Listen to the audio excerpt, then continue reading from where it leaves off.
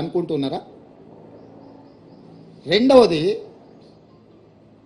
కల్వకుంట్ల కవిత గారు, కల్వకుంట్ల చంద్రశేఖరరావు గారు కూతురింటికి పోలీసులు దాడి చేసి ఢిల్లీ నుంచి ఈడీ అధికారులు వచ్చి అరెస్ట్ చేసి తీసుకెళ్తుంటే బాధ్యత కలిగిన తండ్రిగా చంద్రశేఖరరావు గారు అక్కడికి రాలేదు అంటే దీన్ని ఎట్లా అర్థం చేసుకోవాలి?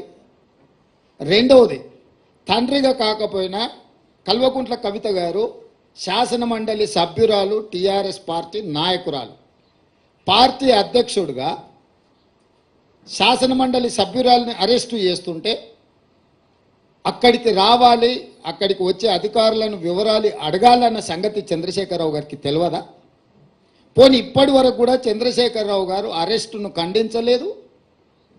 అరెస్ట్ ఎందుకు జరిగిందో, తన పార్టీ శాసన మండలి సభ్యురాలను ఎందుకు అరెస్టు చేసిండ్రో ఇంతవరకు తెలంగాణ ప్రజలకు వివరణ ఇవ్వలేదు.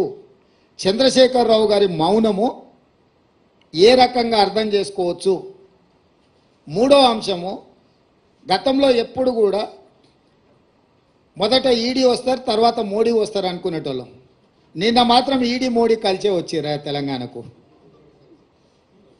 అంటే అవినీతి పరుల మీద చర్యలు తీసుకుంటున్నామనే ఛాంపియన్షిప్లో మోడీ గారు కోట్లు పడాలి, అయ్యో పాపం ఆడపిల్లని అరెస్టు చేసిండనే సానుభూతితోని బీఆర్ఎస్ కోట్లు పడాలి. సర్వేలని 12 సీట్లు కాంగ్రెస్ గెలుస్తుంది అని కోడై కూస్తుంటే రాజకీయంగా కాంగ్రెస్ పార్టీని దెబ్బతీయడానికి ఈ రకమైన ఒక చీప్ పొలిటికల్ టాక్టిక్స్ ప్లే చేస్తున్నారు. కాబట్టి ఇప్పటికైనా మోడీ గారు, కేసీఆర్ గారు ఈ డ్రామాలు కట్టిపెట్టి 10 సంవత్సరాలు మోడీ గారు తెలంగాణ ప్రజలకు ఏం చేసిండు? పేదలకు ఇండ్లు ఇచ్చిండా? రైతుల ఆదాయం రెండింతలు చేసిండా? ప్రతి సంవత్సరం 2 కోట్ల ఉద్యోగాలు ఇస్తా అన్నాడు, ఇప్పటికీ 20 కోట్ల ఉద్యోగాలు ఇవ్వాలి. తెలంగాణలో ఎన్ని ఉద్యోగాలు ఇచ్చిండో? స్విస్ బ్యాంకులో ఉన్న లక్షల కోట్ల రూపాయల నల్లధనాన్ని తెచ్చి ప్రతి పేదవాడి ఖాతాలో 15 లక్షలు వేస్తా అన్నాడు. ఆ 15 లక్షల రూపాయలు ఎంతమంది ఖాతాలో వేసిండు? మనకు ఇస్తా అన్న పునర్విభజన చట్టంలో బయ్యారం ఉక్కు కర్మాగారం ఎందుకు ఇవ్వలేదు?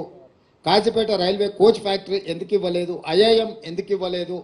ఎన్టీపీసీలో ఇంకా 2400 మెగావాట్ల విద్యుత్తు ప్రాజెక్టులను ఎందుకు నిర్మించలేదు? గిరిజన యూనివర్సిటీ 9 సంవత్సరాలు ఆపేసి ఇప్పుడు ప్రారంభించడానికి కారణం ఏంది? మెట్రో విస్తరణకు అనుమతి ఎందుకు ఇవ్వలేదు?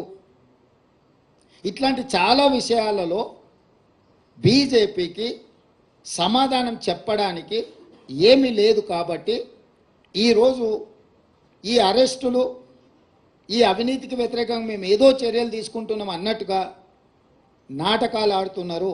ఈ నాటకాన్ని ప్రజలు గమనించాలి. మొన్న జరిగిన ఎన్నికల్లో మేము ఇచ్చిన మాట ప్రకారం